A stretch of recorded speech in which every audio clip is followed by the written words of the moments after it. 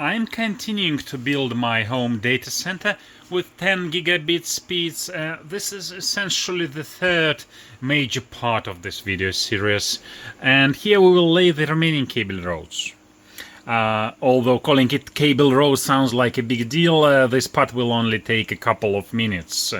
I mean the part about cable routing, since the main work about it was already covered in the first part of this series.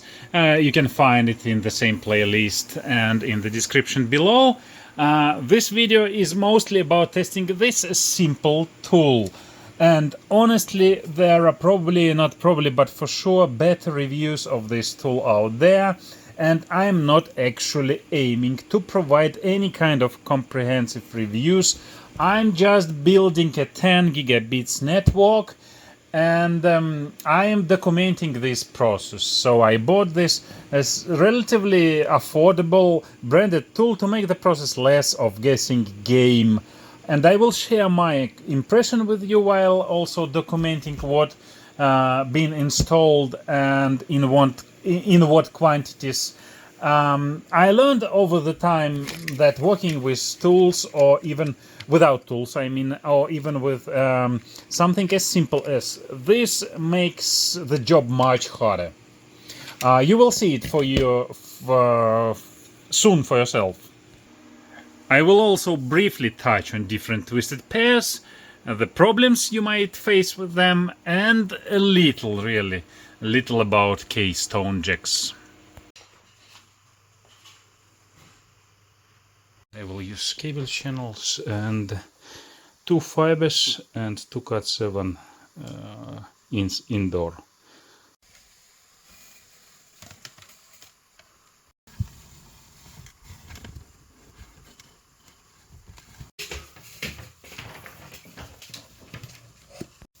Can you imagine then? They put it through the cities, few hundreds kilometers, and we do it here, just 20-30 meters in home.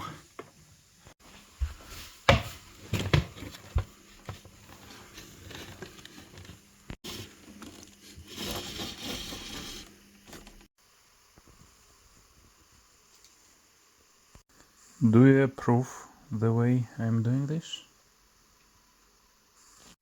So here I have Cat7. How many meters? Let's focus.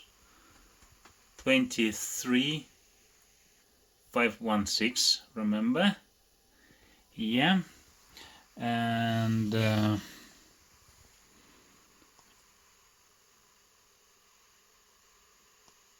yeah, sorry, yeah, it's past the test I have seen. Let's check how many meters. Yeah, 20.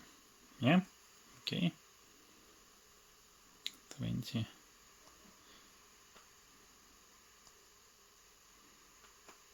$19. This I honestly don't know why it shows sometime for 4 and 5 different lengths. Yeah, and let's go on another end and remember again. So 23,516. So, and here we have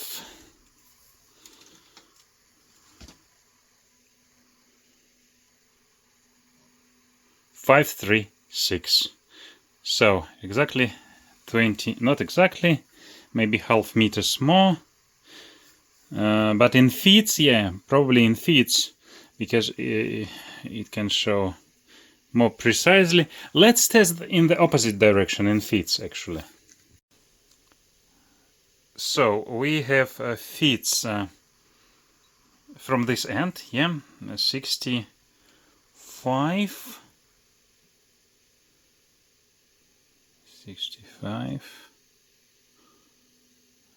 65, yeah. So 65, and let's check from another end. Yeah, should we? I'm already a little bit lost. Yeah, let's check from another end also. So 66 here, but I have, yeah, 64. 64 is actually 19.8 meters less.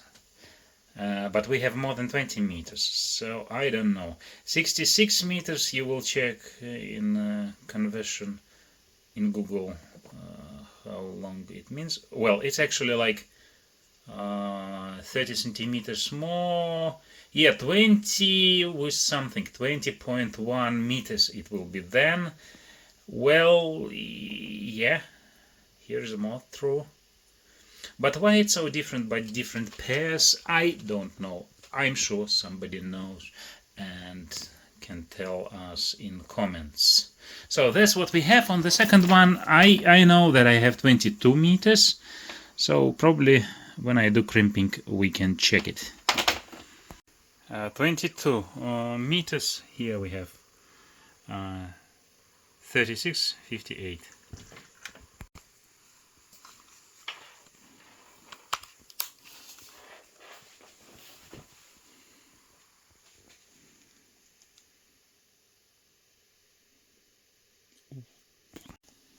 So everything is bad. I think the tool is not good. It doesn't crimp actually very well. So, but we can check. Yes, so 22 meters. It's 72 feet. So it's more or less okay for 7/8. And for 1/2. Yeah. And as I understood, we have open on this end. Let's crimp it more. I decided to test from this end, and guys, I didn't know that I don't need this corresponding part for testing the length. Yeah, guys, it's new to me. Yeah.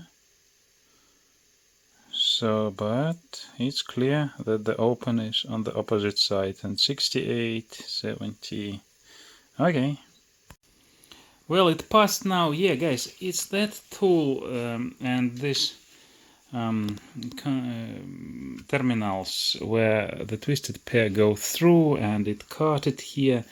So it doesn't crimp then well. Probably I can adjust, but I don't know. I think I need some pro tool. And now when the ends are closed, on another end I have the opposite part, then we see 71 feet. I have seen 68 when it was open. So 71 here, 69 here. I will show now in meters, but we have more than 22 meters with something, and it's not so precise. And of course, no miracles. We see conversion from feet. I think initially it's probably in feet. I don't know, but we see 21, and we have more than 22, a little bit more than 22.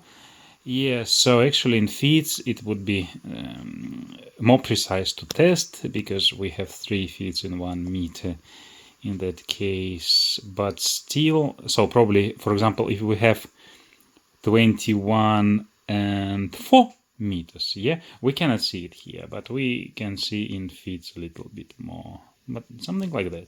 Yeah, you got the point. So, but for my home usage, small office home usage is fine. Not yet ready. Not. No. I need the light. What you just saw was the cabling work in the interior of the first building. This part right here on the diagram. Here we have our 20 and 22 meters Cat7 twisted pair, as well as our fibers 2 by 30 meters with pre-terminated LC connectors.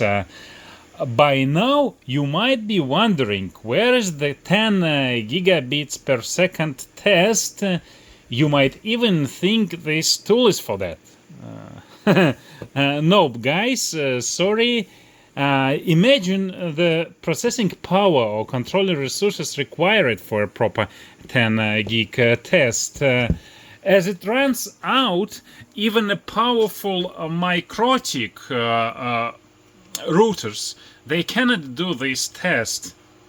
They can't perform this bandwidth test inside the router OS. That will be shown in the next part, so make sure to subscribe.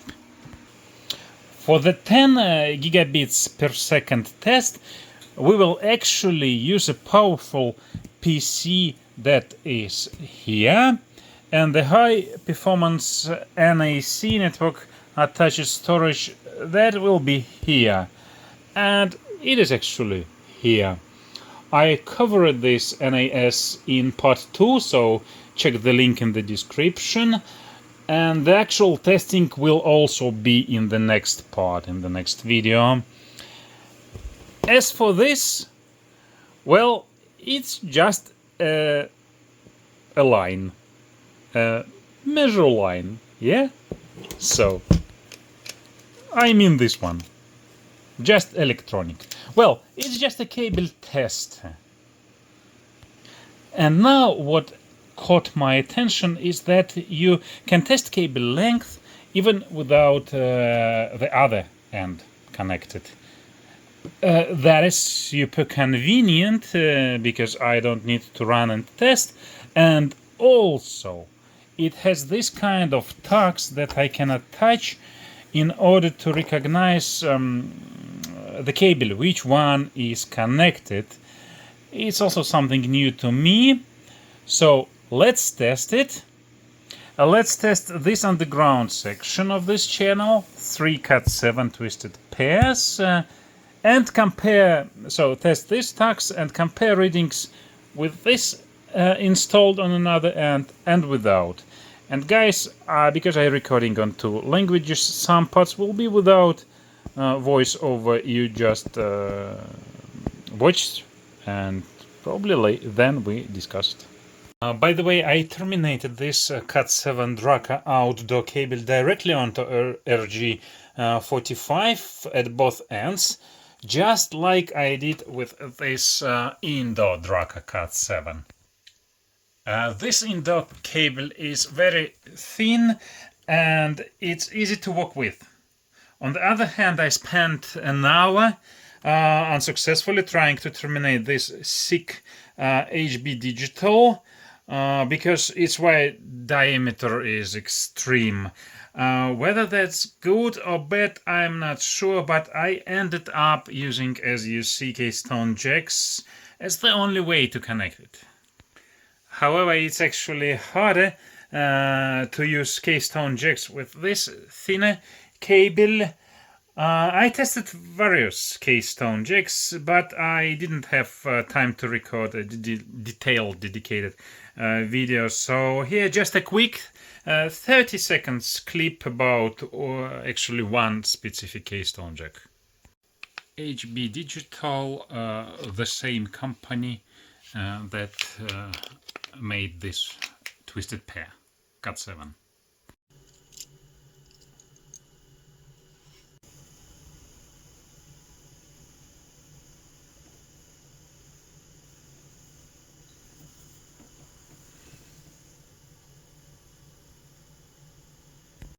I use pliers to fit it here because I doubt that closing this lid will do this job, so I use pliers. I've seen plenty of negative reviews about almost every type of twisted pair, Keystone Jacks or RJ45 terminals.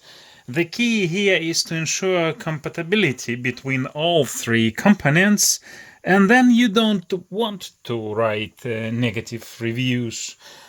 Well, alright guys, let's get back to testing cable length and stop this off topic.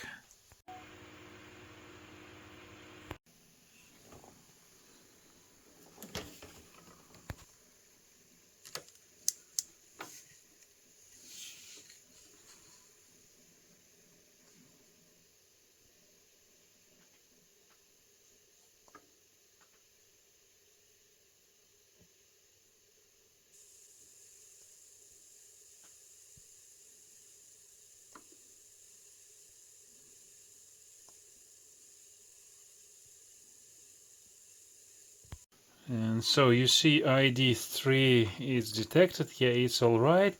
But what about the length? Yeah, now you see it's 26 meters all the time. Yeah, 600 meters, 25. It was 2 meters here, guys. Honestly, I don't know what it means and how it works. You please consult from someone who is kind of expert in this. Yeah, so it's something that I don't understand. But at least we've got this ID 3, and now let's see ID 1 and 2.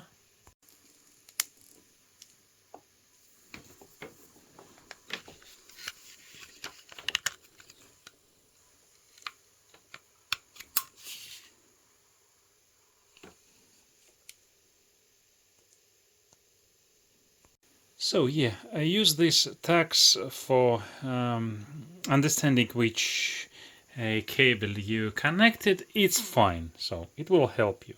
What about the length? Honestly, I don't know. I didn't read the user manual, and it's written kind of odd to me.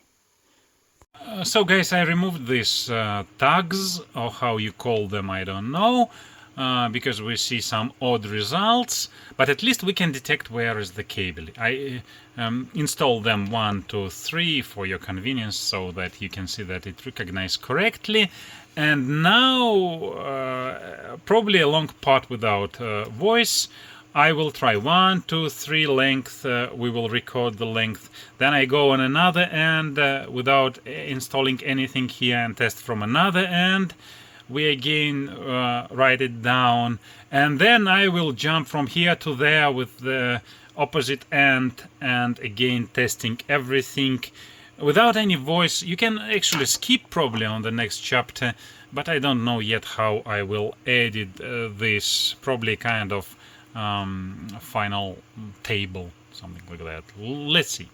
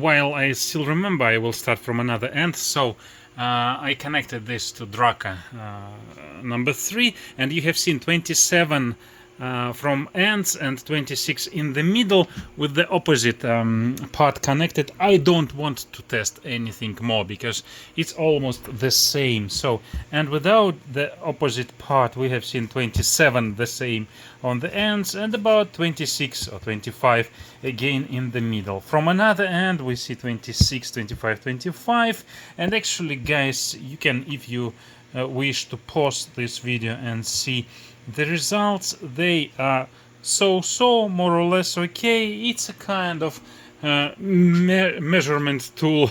Well, a kind of more or less fine. The remaining channel is here, where I know I have 11 meters. You can see it here on the 4th Keystone Jack.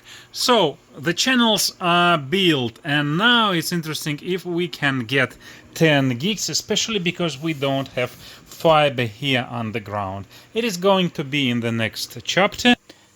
Here you see a batch of modules for this testing tests. So remember to like, subscribe, and leave a comment if you have any questions about building 10 gigs in your home. I might even cover your question in future parts. But guys, I am not expert, but I dig deep in several languages. Bye.